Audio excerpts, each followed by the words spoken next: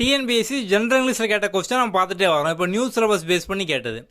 Okay, so இது பாருங்கள் 46 question சீகளில் base பண்ண மாதிரி வந்து இருக்குது.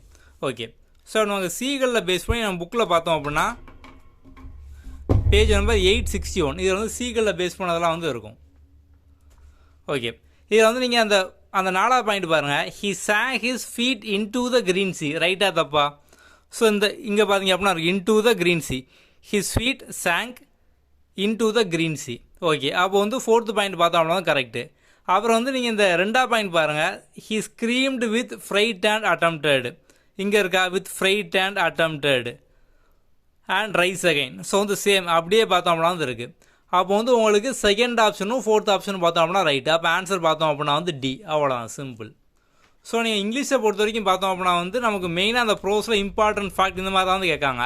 அதுக்கு நம்ம புக்கில் பார்த்தோம் அப்படின்னா உங்களுக்கு ஸ்டார்டிங்கில் ஒரு டேபிள் வந்து கொடுத்துருப்போம்.